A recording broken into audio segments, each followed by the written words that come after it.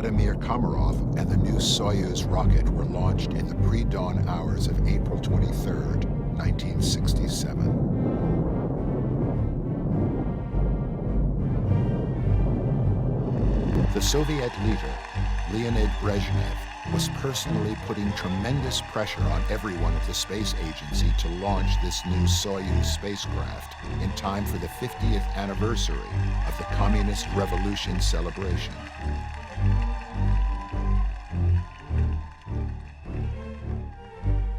Posters were readied for schools and government offices, showing Komarov in his crisp military uniform with his shiny medals. However, the guidance system shorted out. The solar panels failed to deploy properly, and Komarov's capsule was losing electrical power and going out of control as a result. Komarov's capsule hit the Earth at 600 miles an hour, exploding and almost disintegrating on impact. There was no hope for Komarov's survival. Recent developments and brand new declassified evidence now clearly show that there's much, much more than meets the public eye about the secret life and death of Colonel Vladimir Komarov.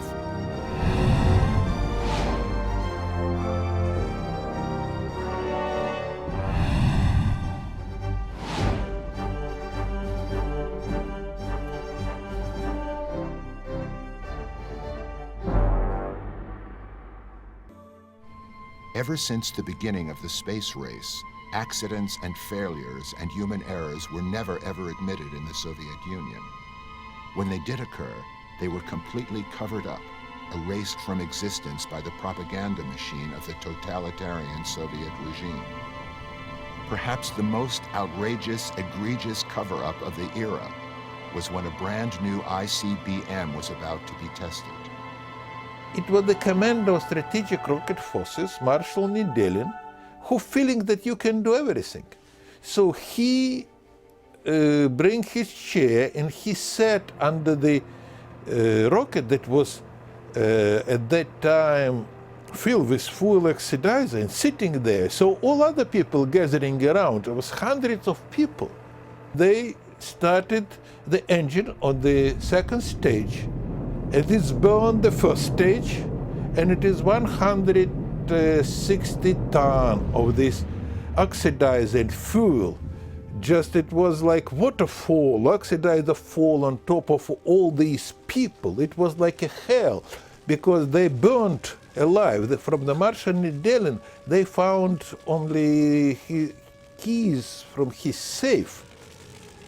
No one ever knew about this disaster, which killed not only Nedelin, head of the rocket strategic forces, but also over 165 military officers and technicians.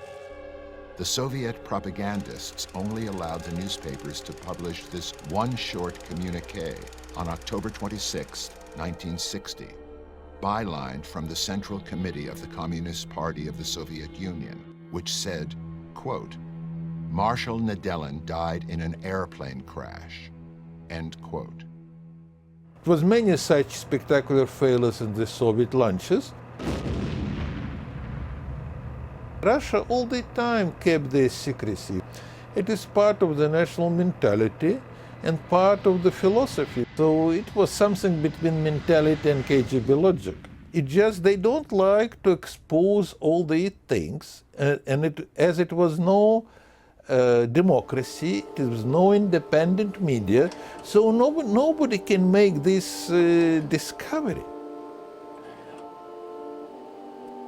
Cosmonaut training was conducted under the absolute strictest veil of secrecy, in a city specifically built for their living and training, off limits to any non-military personnel.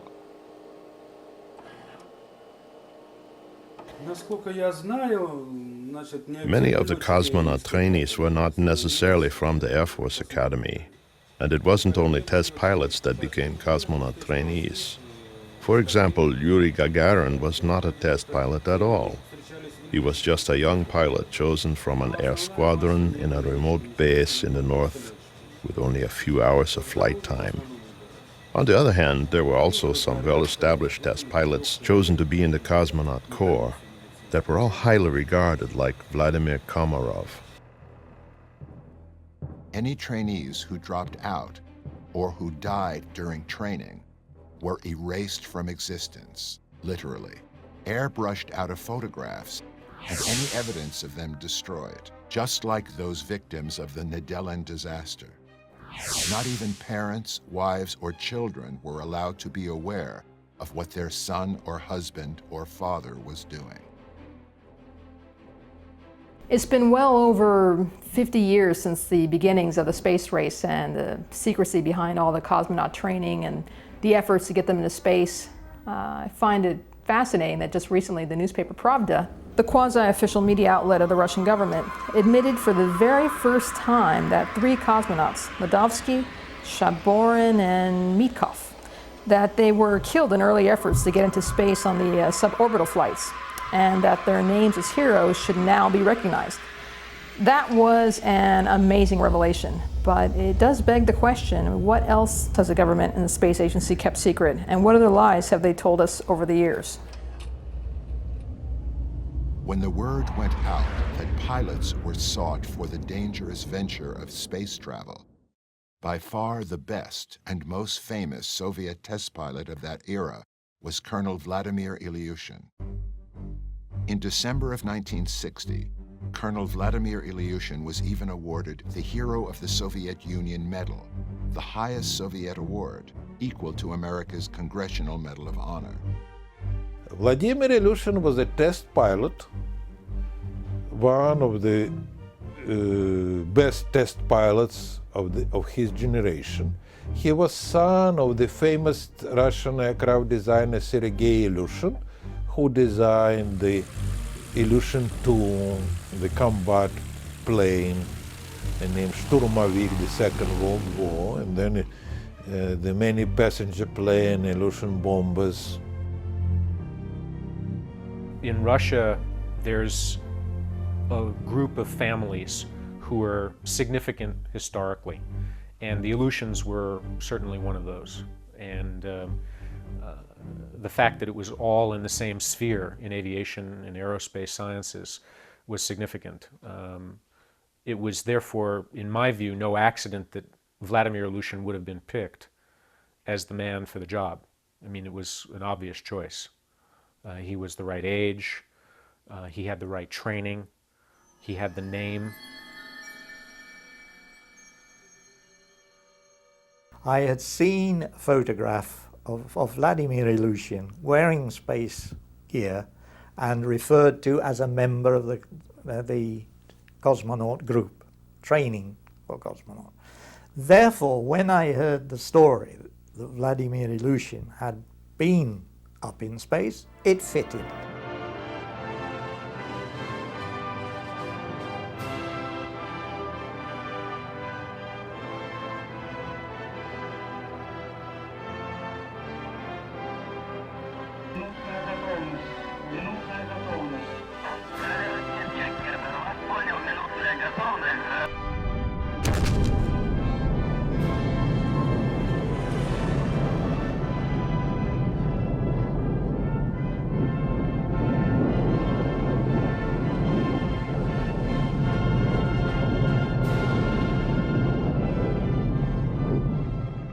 The documents made available to me from the CIA and the U.S. Air Force tracking station Turn Island in the Pacific, they conclusively seem to indicate that not only was Vladimir Ilyushin launched on April 7th, 1961, but he seems to have had severe problems during that flight.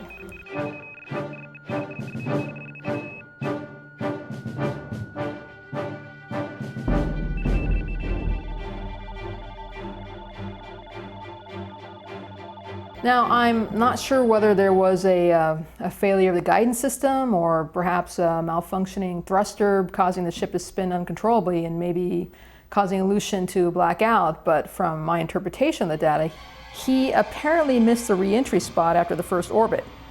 Seems to have come down after 3 orbits. The orbital dynamics of the Earth's rotation would have put Ilyushin's re-entry in mainland China after 3 orbits.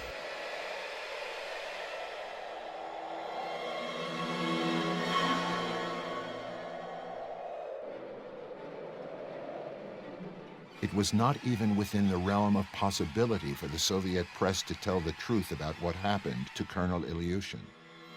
The inept accounts about his whereabouts on April 7, 1961, were hilarious, as laughable as a sitcom. The Soviet Union was its own worst enemy as regards propaganda. I don't believe, I never believed, that the story that Soviet Union was good at propaganda. It was not. The confused stories about Ilyushin simply demonstrate the point that I've made several times, that the Soviet Union was its own worst enemy. That talk of Soviet propaganda being efficient, effective, is just nonsense.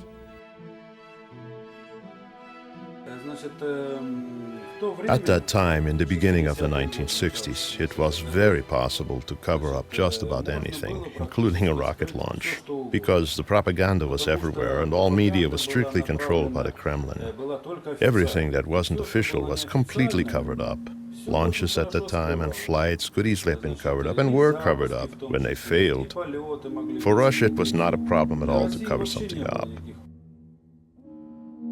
Amidst all the confusion and controversy swirling around Colonel Ilyushin's aborted mission, and during a time when some began whispering about claims of cover-ups and conspiracies, young Lieutenant Yuri Gagarin was secretly and hurriedly named to be the first man in space.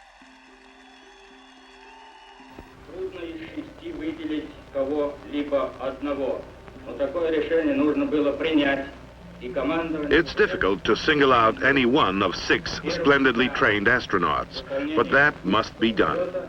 The Air Force Command recommends Senior Lieutenant Yuri Gagarin for the first space flight, and it has decided to appoint Herman Titov as backup pilot.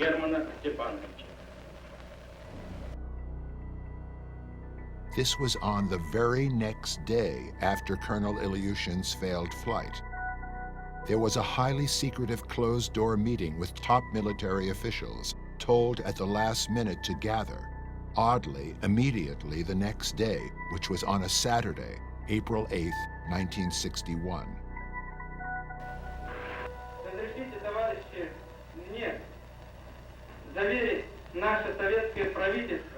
Allow me to assure the Soviet government, Communist Party, and people that I'll carry out with honor the task entrusted to me, and that I'll be able to overcome all difficulties I may encounter the way a communist should.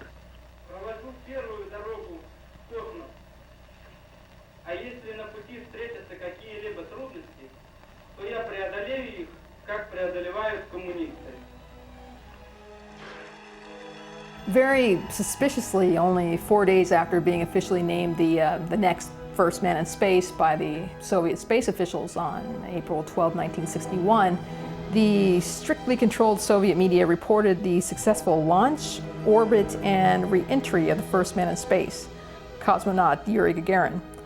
Although there still remains some doubts as to whether he actually flew the mission and whether he had already returned to Earth before the media broadcast the information about his flight. In any event, he was immediately brought to Moscow, paraded in front of huge cheering crowds as a returning conquering hero of the Soviet Empire, demonstrating the superior technology of communism over Western capitalist societies.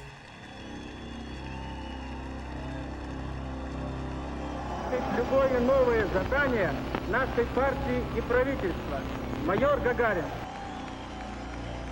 The Soviets were now on top of the biggest story of the century. They had their handsome, youthful, enthusiastic member of the Communist Party, one who they could present to the world as the conquering hero of the Soviet Socialist Empire. The general public reaction was one of tremendous enthusiasm, spontaneous enthusiasm, with crowds, as when Gagarin drove in with Khrushchev from Vnukovo airport. The streets were indeed lined with thousands of people who were absolutely enthusiastic, with homemade posters and banners and goodness knows what. They were really swept away.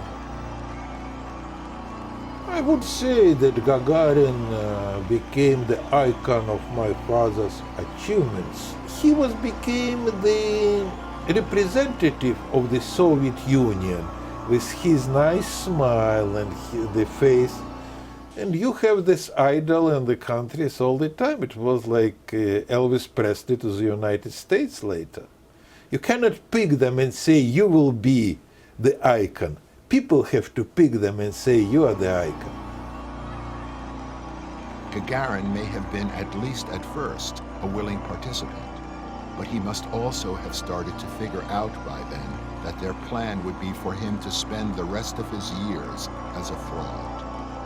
After all, to party members, it was the communist society, communist government and court of international opinion on communist perception that came first, far above any individual's needs or wants.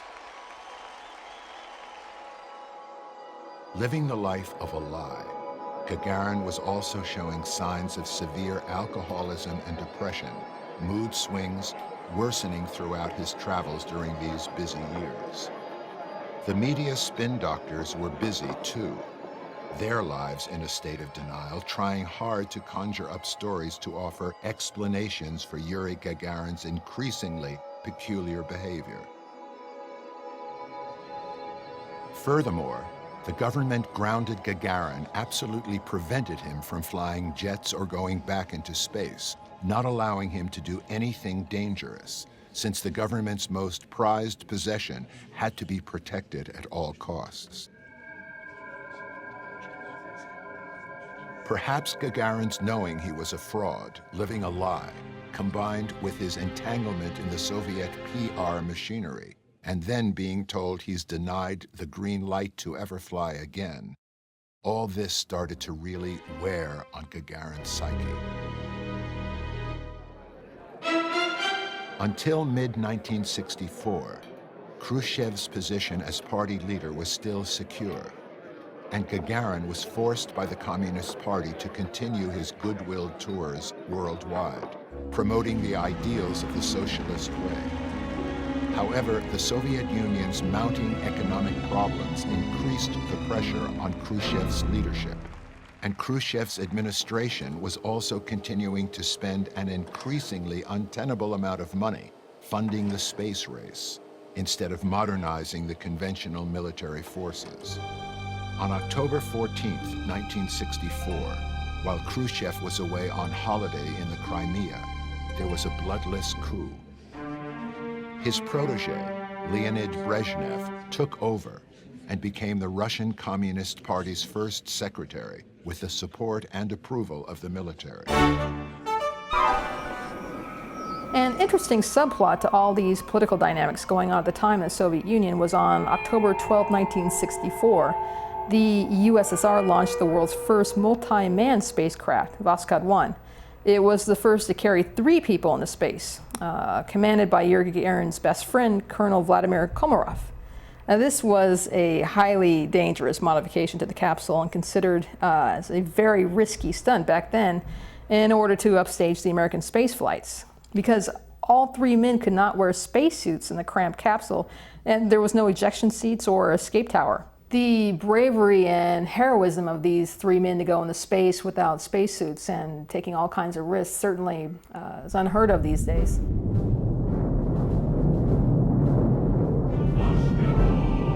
And they was launched and greeted by Khrushchev, and then the Khrushchev talked with them by telephone. But when they returned to the Earth, they was met with the new leadership. And they have the joke, usually they reported to Khrushchev and told, in future we'll fulfill orders of the Soviet government. And now they joke that they report, we will fulfill any orders of any Soviet government.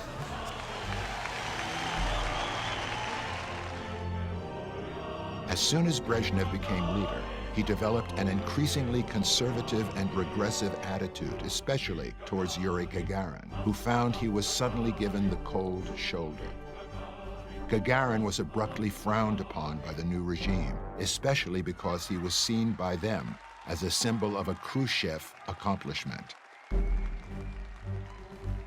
Gagarin was rapidly approaching the limit that he could tolerate, of having his entire life under governmental control. He was ready to quit the cosmonaut corps and the Air Force and take his chances doing anything else. Gagarin's public overuse of alcohol, visible depression, and mood swings were getting more and more noticeable and more difficult to control. At that point, the head of the space program, Sergei Korolev, saw a need to step in. Korolev promised Gagarin that he'd get him back on board a flight, that he'd use every ounce of his power to make sure Gagarin got another chance to go back into space on the newly developed Soyuz spaceship scheduled for launch in 1967.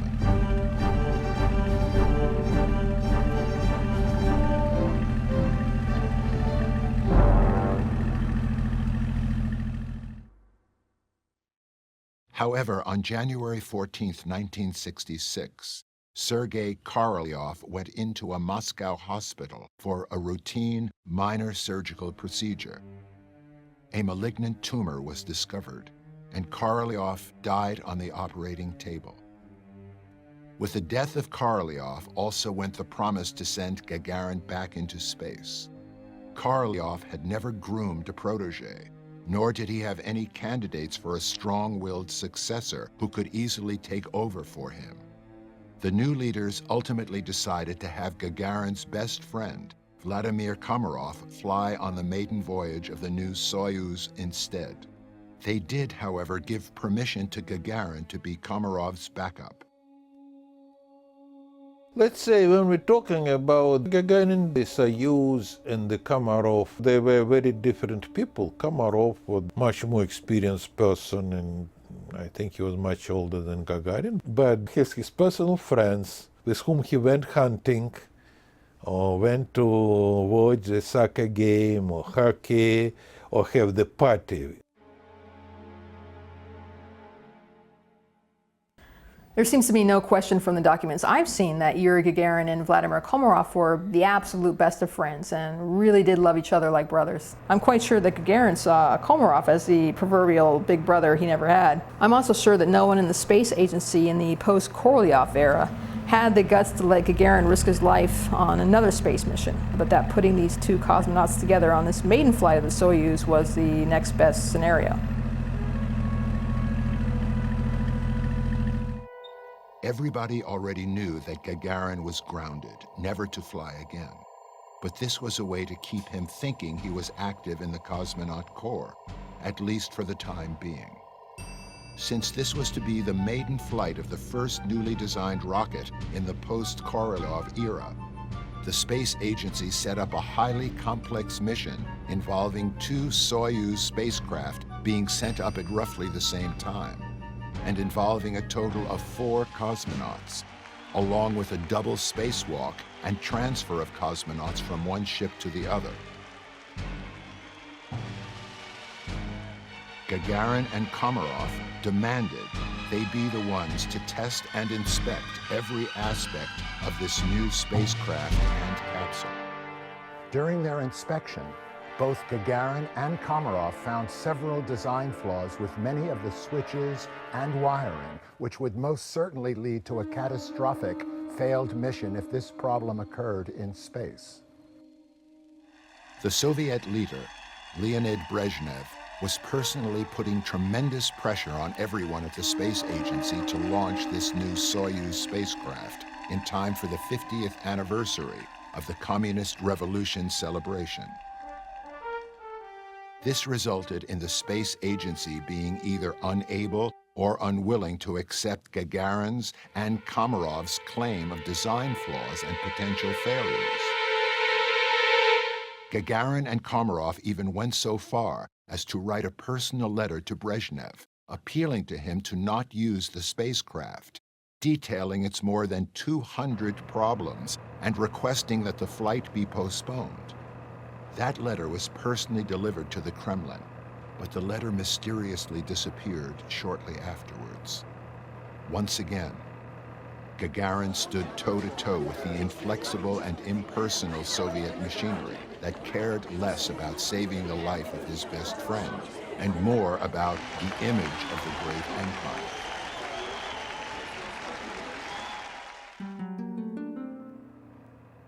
Time was running out for Komarov. Of the 4 unmanned test launches of the Soyuz before Komarov's flight, all 4 were failures, having exploded on the launch pad or shortly after launch.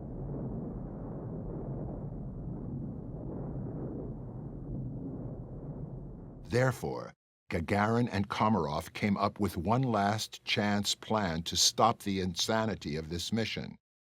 The strategy was to create a huge scandal in the space community, just 2.5 days before Komarov's flight, during a meeting with Communist Party members, space agency dignitaries, and official government-approved reporters and photographers in a news conference-style setting. It was a formality presenting cosmonauts to the officials in this setting and go through a few rounds of questions and answers. Both Gagarin and Komarov believed that if these people were to find out the truth about this badly planned mission, then surely they would put a stop to it and save not only Komarov's life, but the other cosmonauts in the second capsule as well. So it was decided by Gagarin and Komarov that during the meeting, Komarov would tell the truth about the mission, which he did. The audience was expecting simple, routine statements, but instead saw Komarov stand up and bluntly warn about several design flaws, how the spaceship was not at all ready for launch, and that the flight would be a suicide mission if he flew on schedule. The audience, completely shocked, was totally taken by surprise at Komarov's brutal honesty. However, rather than the officials expressing sympathy for Komarov's cause and demanding an investigation, there was complete silence. Then one of the leading Communist Party officers stood up and told Komarov point blank that he was a coward, one not worthy of the uniform he was wearing. These were fighting words to a test pilot and cosmonaut hero like Vladimir Komarov. Both Gagarin and Komarov knew at that point that all was lost, and that their last attempt to stop the madness had failed. Komarov looked up at all assembled and responded, quote, "I am ready to fly at any time and on any day," end quote. For someone like Vladimir Komarov to have the guts to go into space without a spacesuit, then to be called a coward for not wanting to go on a suicide mission, that certainly must have put him over the top. I've seen a report where Komarov's friends admitted that Komarov laid out all the details of his impending flight and the dangers involved to his wife. The wife was reported to have told him to refuse to go, and his response was that if he refused to go, then Brezhnev would send Gagarin up in his place, and it would be him that would surely die. Komarov really thought that was unacceptable and felt that Gagarin needed protecting. Gagarin himself made several frantic last-minute appeals for a personal meeting with Brezhnev. He also placed several angry calls to Kremlin officials, but all his meeting requests were refused. Brezhnev wanted the new spaceship launched on April 23, 1967, and no one was willing or able to stand up to Leonid Brezhnev.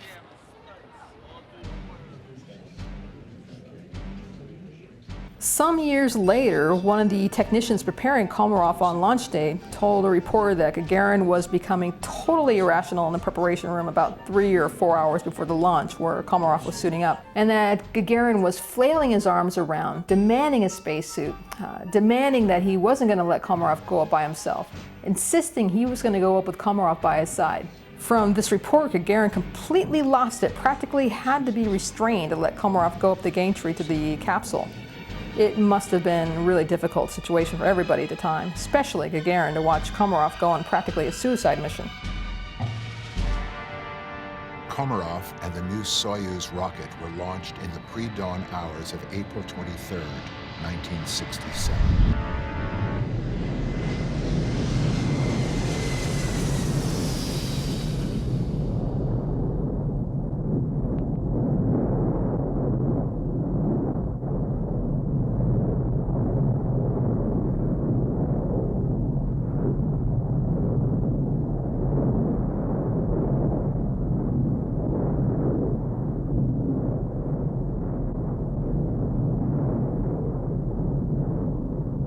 However, just as Gagarin and Komarov predicted, the equipment failures began almost immediately. The guidance system shorted out, the solar panels failed to deploy properly, and Komarov's capsule was losing electrical power and going out of control as a result.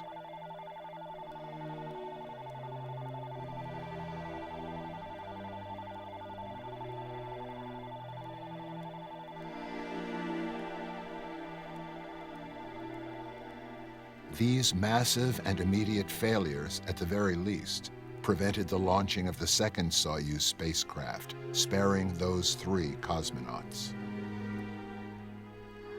Komarov switched all systems to manual controls, and he was thus able to orient his capsule properly for re-entry in the very narrow entry corridor at the soonest possible opportunity, and to line up his re-entry thrusters to slow his speed. Gagarin had demanded to be the capsule communicator with Komarov in the mission control room, and so he was able to be with his best friend up until the final moments of re-entry.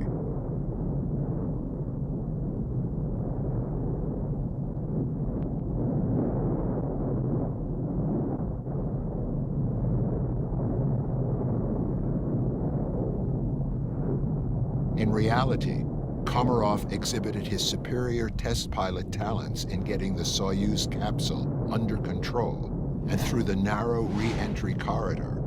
But the batteries were exhausted by the time of re-entry, and there was just no power left to deploy the parachutes to slow the capsule down. Komarov's capsule hit the Earth at 600 miles an hour, exploding and almost disintegrating on impact when the fuel for the re-entry thrusters ignited. There was no hope for Komarov's survival.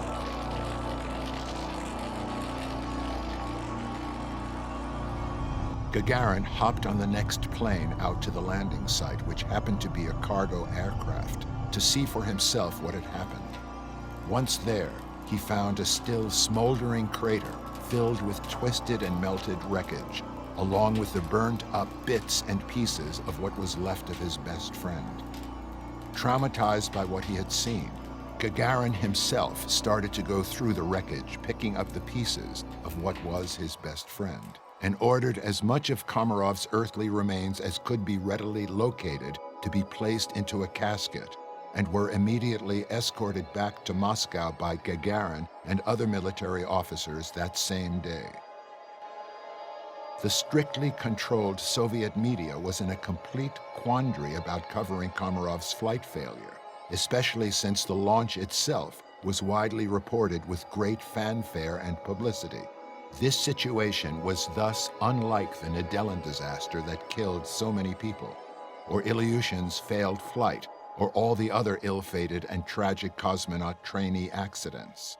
Those missions were not reported live while in progress, so they were reasonably easy to cover up, to destroy the evidence.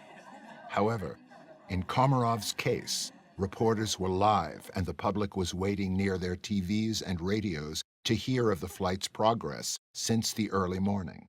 But the Soviet news media totally ignored any mention of the flight for the whole rest of the day, almost as if there was never any flight at all.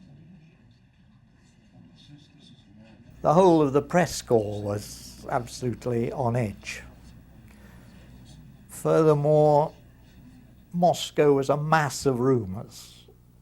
Moscow was always full of rumours about all kinds of things, but at this time it was about space. And there were several different versions of the story. Some of them were published in the West. We were constantly exchanging phone calls. Have you heard this? Have you heard that? And what do you think of it?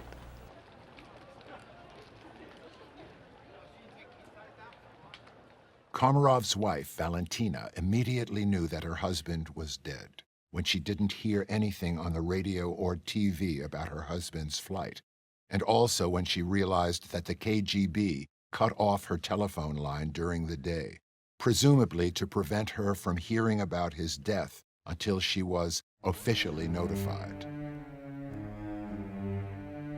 A group of generals pulled up to her driveway later that day. and gave her both good news and bad news. The good news, as told by the generals, was that her husband had heroically survived both the flight and landing, and the mission itself was a big success. But the bad news was that he died in a hospital as a result of burns he sustained in a bus crash in the city of Shulkovo, just outside of Moscow, on the way back after the flight. That was how the Soviet media was preparing to report his death. The generals left Valentina with her husband's official death certificate as dictated by the Kremlin. This is the scientific mission of communism, to reshape reality as a new social order and a new human being will arise. And so the PR strategy was naturally going to fit that end. And as I think more about it now, in thinking about the logic of the system as it confronts the bad news, it makes perfect sense that they would have reshaped the reality of it to suit their own needs and to project a different story to the world. It was all justified. The Soviet Union was useless at propaganda. There was never an accident, there was never a mishap. The picture was of perfection. But what the Soviet propagandists did not understand was that by presenting the difficulties, the problems, the mistakes, the accidents, the mishaps, they could have presented a far better picture of the Soviet Union than in fact they did. And, showed a completely inept approach. Valentina immediately called up Yuri, who just returned from the crash site. She was in hysterics, asking him what to do with such a document since, as she was reported to have said, quote, "Except for the first and last name of my husband on this document, I'm sure not a single other word was true." End quote. Юрий, Валентина, да. У меня только что в доме были генералы. Они мне сказали, что все они обманули. Все, что осталось, это вот это имя. Все обман, все, что они сказали. The logic of the system was that everything presented to the outside world had to express the purity and perfection of Marxist-Leninist thinking.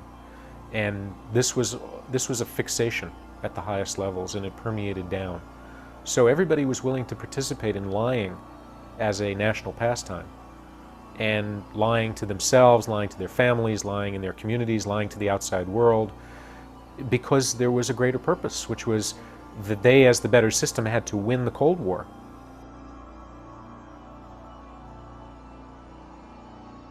So when the Soviet propagandists tried to cover up Vladimir Komarov's flight, exactly the way they tried to cover up the Nedelin disaster, and exactly like they tried to cover up the Aleutian flight, it must have driven Gagarin over the edge, and he just must have lost control.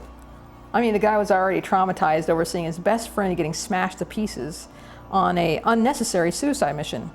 But then to have it brushed under the carpet and the world to be told that Komarov was killed in a bus crash, it was too much for Gagarin to bear.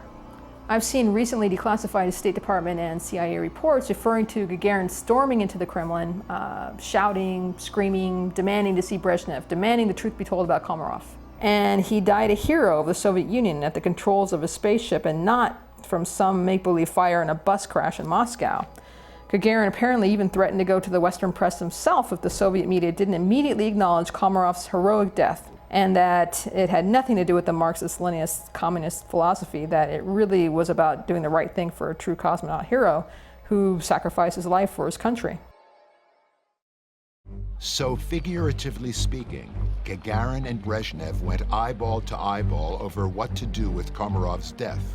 After all, the Marxist-Leninist communist philosophy was that of never admitting any failures or accidents, and never before in the 50-year history of the Soviet Union had any major accident or failure ever been reported and made public, especially not in the middle of the celebrations marking the 50th anniversary of the Communist Revolution.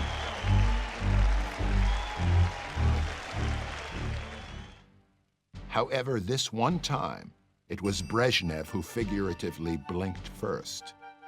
Brezhnev apparently backed down when confronted by Gagarin, the great hero and icon of the Soviet way of life.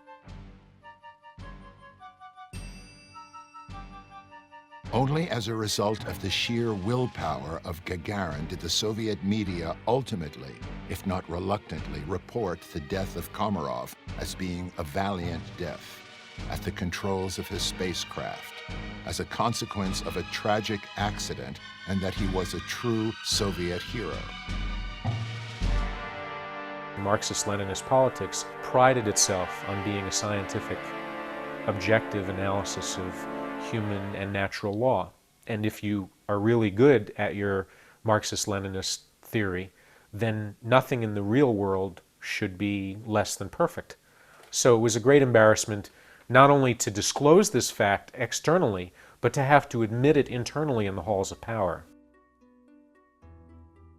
The propagandists did slightly adjust the cause of the accident, as well as failing to report all of the design flaws that Gagarin and Komarov found with the spacecraft in the first place that caused the accident. Komarov was ultimately given a tremendous hero's funeral. His ashes were placed in the Kremlin wall alongside other Soviet historical notables.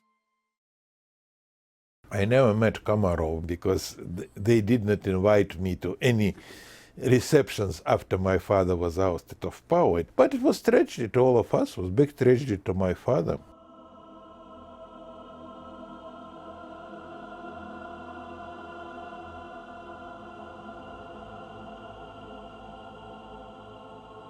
One thing was for sure, that Brezhnev would not soon forget being stung by Gagarin on this day, and being embarrassed into admitting a major failure in Soviet technology.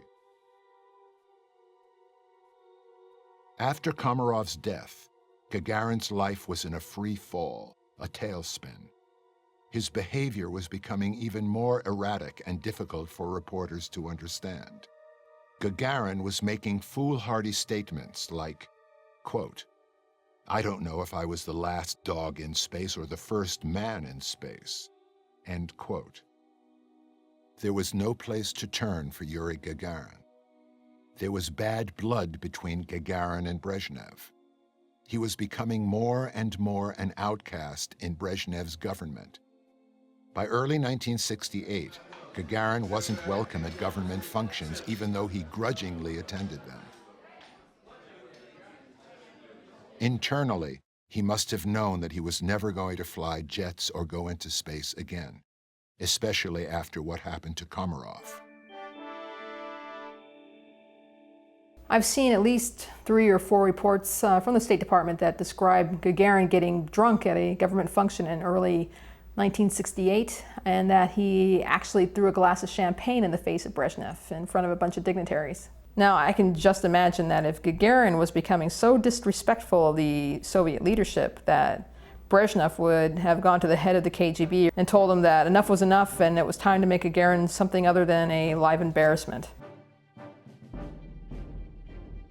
Then suddenly, Gagarin was sent an extremely odd message. He's allowed to fly in a jet again and allowed to re-qualify as a fighter jet pilot, although official records are quite vague as to who precisely authorized such a flight.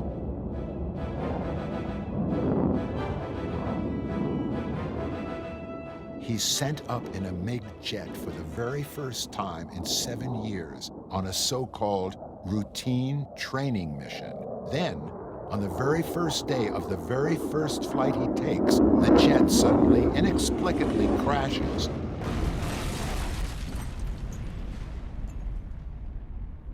And we're just told that Gagarin dies? Why was there no Mayday call? And why could neither he nor his co-pilot eject out when the jet experienced the engine failure?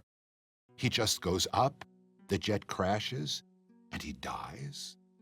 Bing bada boom, goodbye, thank you very much, and bring the curtain down on the sad and short life of Yuri Gagarin. Huh? Nobody thinks that there's anything wrong with the picture here?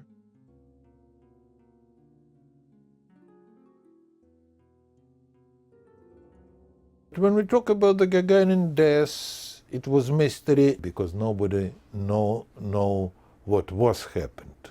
Of course, it was personal tragedy, it was national tragedy, it was world tragedy because we lost the man in his young age when he was a hero.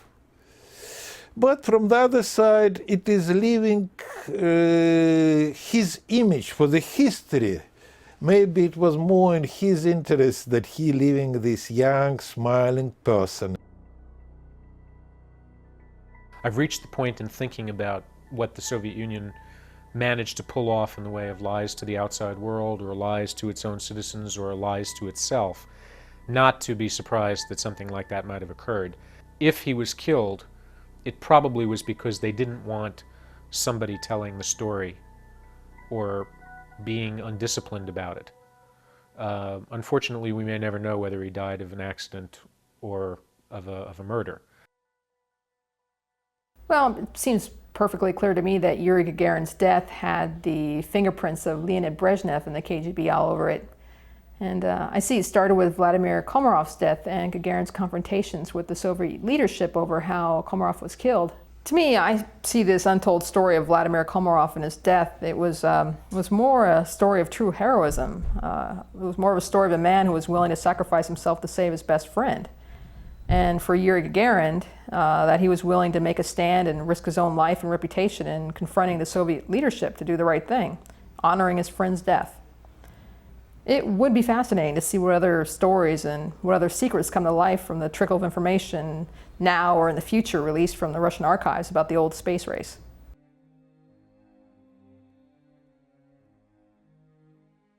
Any society, whether it be capitalist, communist, totalitarian, or freely democratic, is doomed to failure and extinction if it's based on deceit and lies and secrecy, just like what happened to the old Soviet Union.